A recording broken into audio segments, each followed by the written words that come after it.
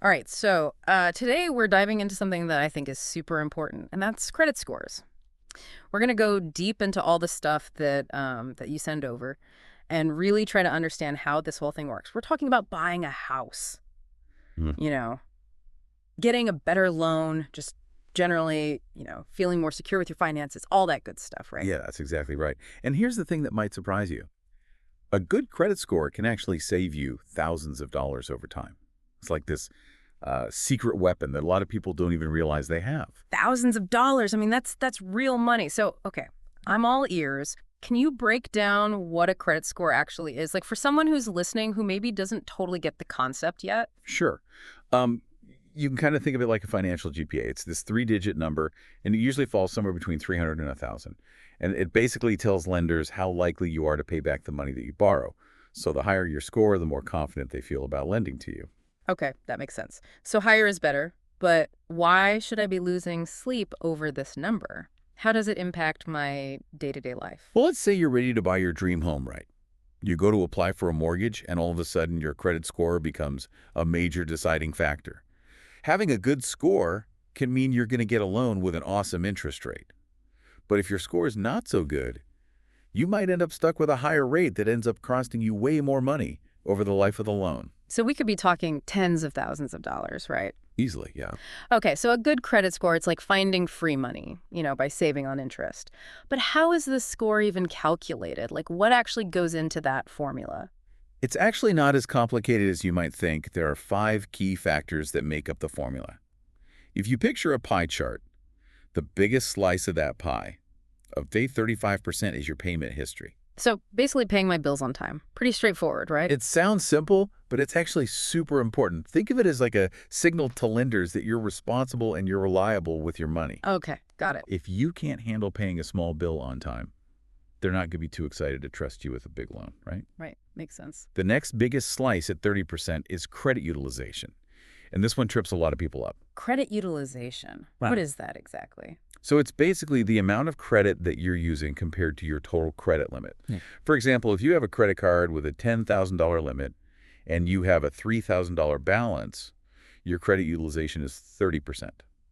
And the key takeaway here is that lower is better. Okay. Aim to keep that number below 30% to show lenders that you're managing your credit responsibly and you're not maxing out all your cards. Got it. So keeping those balances in check. What about the rest of that credit score pie? Yeah, so the next piece is the length of your credit history, and that makes up about 15% of your score. It basically means that the longer you've had credit accounts open and in good standing, the better for your score. Lenders like to see that you've got a track record of managing your credit well over time. Okay, that makes sense. So if I close like a really old credit card, would that hurt my score? That's a great question, and actually, it's a perfect lead into our next section, busting credit score myths. There's so much misinformation out there about credit scores, and it's important to separate fact from fiction. Okay, so let's clear up some of those myths then. Where should we start? All right, well, one of the most common myths is that checking your own credit score will hurt it. Yeah, I've heard that one. Is there any truth to that? None at all. When you check your own score, it's called a soft inquiry, and that means it doesn't affect your score at all. Okay. In fact, it's a really good habit to check your score regularly. That way you know where you stand, and you can catch any errors that might be on your report. So no need to worry about tanking my score just by being curious. What other myths should we talk about? Another one that I hear all the time is that carrying a balance on your credit card helps improve your score. Some people believe that by showing you can handle debt, you're doing something good. Yeah, I used to think that too. I thought, using the card and paying interest was helping me build my credit history. Unfortunately, that's not how it works. The best thing you can do for your score is to pay your balance in full every month. When you carry a balance, you're basically paying extra money in interest, and that's not helping you or your score. Oh, It's really all about showing that you can use your credit card responsibly. interesting. So it's not about avoiding credit altogether. It's about using it wisely. What are some other credit score myths that you hear? Well, another one that causes a lot of confusion is the idea that your income directly impacts your credit score. So just because someone makes more money, it doesn't automatically mean they'll have a better score. Exactly. Your income isn't actually a factor in the credit score calculation. Okay. Lenders might consider your income separately when they're deciding whether to give you a loan. but it's not a direct part of the credit score formula itself. That's good to know. So it really puts more emphasis on how you manage your money, regardless of how much you make. But now that we've debunked these myths, what are some actual steps I can take? Like today, to start boosting my score. It really all comes back to those 5 key factors that we were talking about. They're like your roadmap to a better credit score. So let's start with the most important one, the foundation of good credit. Paying your bills on time every single time.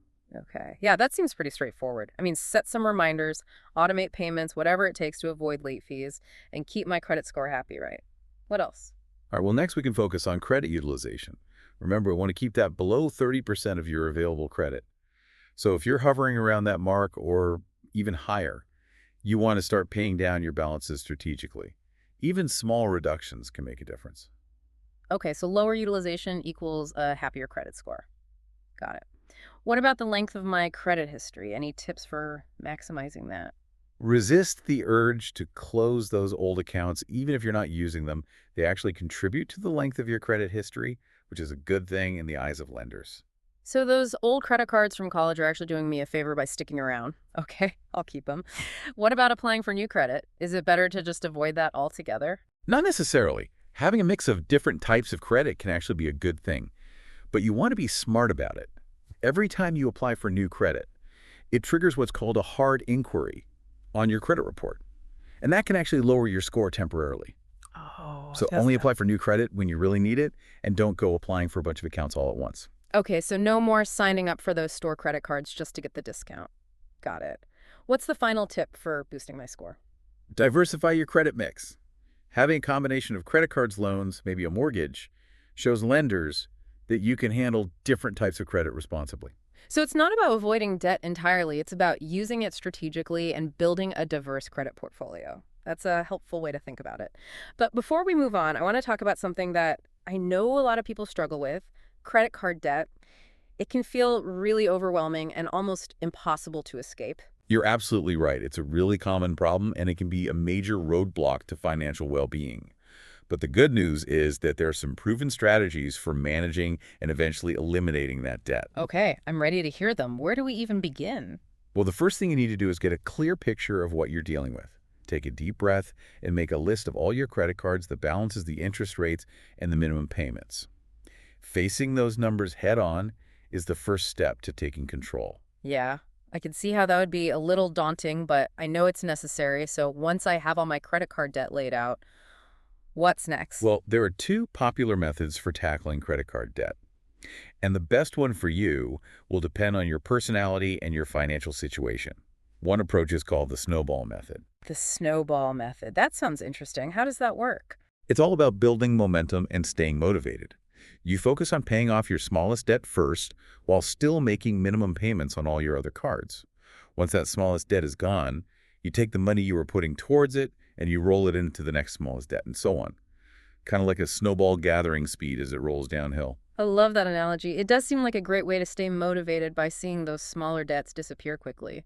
What's the other method? The other method is called the avalanche method, and this one targets the card with the highest interest rate first, regardless of the balance. Okay, so this one is more about minimizing the amount of interest you pay overall. Exactly. It's a more mathematically efficient approach, but it might take a bit longer to see those initial wins of paying off entire cards. So, snowball for motivation, avalanche for maximizing savings. Both strategies make sense in different ways. But what if someone is really struggling to even make the minimum payments on their cards?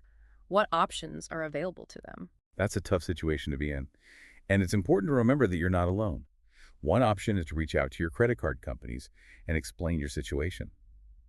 They may be willing to work with you on a temporary hardship plan or lower your interest rate or even waive some fees. It's always worth asking. I wouldn't have thought of that. It's good to know that they might be more flexible than we assume. What if those options don't work out? If you're feeling overwhelmed or unsure of how to proceed, you might want to consider reaching out to a nonprofit credit counseling agency.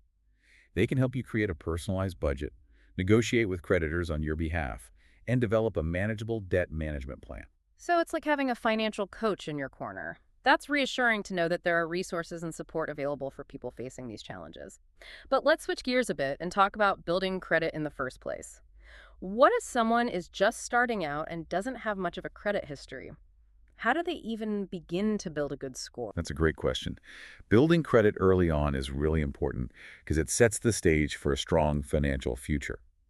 One common way to start is by getting a secured credit card. A secured credit card, how is that different from a regular credit card? With a secured card, you put down a cash deposit as collateral, and that typically becomes your credit limit. This reduces the risk for the lender and makes it easier to get approved. As you use the card responsibly and make your payments on time, you're building a positive credit history that will be reflected in your score. So it's like a training wheels version of a credit card. Yeah. It helps you learn good habits without taking on too much risk. Exactly. It's a low-risk way to establish credit and show lenders that you can be trusted. Another option is to become an authorized user on someone else's credit card, like a parent or a trusted friend. Oh, so you can kind of piggyback off of their good credit habits. That's interesting. Any other tips for building credit from scratch? Yeah. You could also look into a credit builder loan. It's a small loan where the money is typically held in a savings account until you fully repaid it. But your payments are reported to the credit bureaus, which helps you establish a positive payment history. Wow, so many options for building credit. But I have a question that's always confused me. What's the difference between my credit score and my credit report? Are they the same thing? That's an important distinction, and it can be a little confusing. Your credit report is like a detailed financial resume. It's a comprehensive history of all your credit activity. It includes information about your open accounts, your payment history, credit inquiries, and more. Your credit score, on the other hand, is a three-digit number that's calculated based on the information in your credit report. Okay, so the report is the raw data, and the score is like a summary grade based on that data. Exactly. It's really important to review your credit reports regularly to make sure everything is accurate and catch any errors that could be dragging down your score. Hmm. You're entitled to a free credit report from each of the three major credit bureaus, Experian, Equifax, and TransUnion, once a year. Good point. I need to make a note to check mine. But all this talk about credit scores and reports makes me wonder, why is it so important to have good credit in the first place? I mean, besides getting better interest rates and loan approvals, what other benefits are we talking about? It goes beyond just loans and interest rates. Good credit can actually impact a lot of different areas of your life, from renting an apartment to even landing a job. Really? Yeah. Landlords often check credit scores when they're screening potential tenants. It can give them an idea of your financial responsibility and whether you're likely to get your rent on time. So my dream apartment could slip away because of a bad credit score. That's kind of scary. It's true. Yay. And some employers even check credit reports as part of their hiring process, especially for positions that involve handling money or sensitive information. They see it as an indicator of your trustworthiness and responsibility. Wow. I had no idea good credit could be that influential. It really highlights how important it is to build and maintain a strong credit profile. Absolutely. It's an essential part of financial well-being, and it can open doors to opportunities that you might not have even considered. Okay, we've covered a lot of ground here, from how credit scores are calculated to managing debt and even building credit from scratch. I feel like I'm finally starting to understand this whole credit world. That's great to hear. And remember, it's an ongoing journey. Small, consistent actions over time can have a huge impact on your financial future. You've been an awesome guide through this credit score maze. But before we wrap up this deep dive, is there anything else you want to emphasize for our listeners? Any final words of wisdom? All right, so we're back for the final part of our credit score deep dive. And you know what? I feel like I've finally cracked the code on this whole credit score thing. We talked about how they're calculated, how to manage that pesky debt, and even how to build credit if you're starting from scratch. But before we wrap things up, you mentioned some resources and tools that can make this whole process easier, maybe even a little fun. What are some of your favorites? Well, we already talked about a few great ones like Credit Karma and Experian and Wow. annualcreditreport.com. Those are great places to start to check your score and see what your credit history looks like. But there are also some really awesome apps and budgeting tools that can help you stay organized and on top of your finances. Okay, yeah. I'm all about making things easier, especially when it comes to personal finance. So what are some apps that you find particularly helpful? One that always gets great reviews is Mint. It's free, and it connects to your bank accounts and credit cards, and it automatically categorizes your spending and helps you create a budget that works for you. So it's like having a little financial assistant in your pocket. Exactly. Awesome. What other tools would you recommend? If you're looking for something that takes a more hands-on approach to budgeting, Yeah. you need a budget. Or YNAB is a great option. It's based on this idea of giving every dollar a job. So you assign every dollar of your income to a specific category before you spend it, instead of tracking everything after the fact. So it's about planning ahead and prioritizing where your money goes. Exactly. That sounds like a recipe for financial success. Are there any apps specifically for managing credit card debt? Absolutely. There's one called Tally that's really helpful. It helps you figure out which cards to pay off first. It can automate your debt snowball or avalanche plan, and it even offers lower interest loans to consolidate that high interest debt. It's amazing how technology can make managing our money so much easier these days. But beyond these practical tools, are there any like mindset shifts or bigger picture perspectives that can help on this whole credit journey? That's a great question. I think one of the most important things is to think of credit as a tool, not a crutch. It can be really powerful for building a secure financial future, but it can also become a burden if you don't use it responsibly. So it's about being mindful and intentional with credit and understanding the long-term impact of our choices. Right. Another important thing is to focus on your long-term goals rather than just instant gratification. It's easy to get tempted by those buy now, pay later offers, Yeah. but they can lead to a cycle of debt that's tough to break. Think about it this way. Delaying gratification in the short term can give you more freedom and flexibility in the long run. So it's like playing the long game with your finances and making choices that support your future self. Exactly. That's a really powerful concept. And finally, remember that building good credit is a marathon, not a sprint. There will be bumps along the way, but don't let them discourage you. Just stay focused on your goals, celebrate your progress, and keep moving forward. That's such a good reminder. It's easy to get frustrated when you don't see results right away, but consistency is key when it comes to building credit. This whole deep dive has been so insightful. I feel way more confident about navigating this whole credit score world now. That's great to hear. And remember, knowledge is power.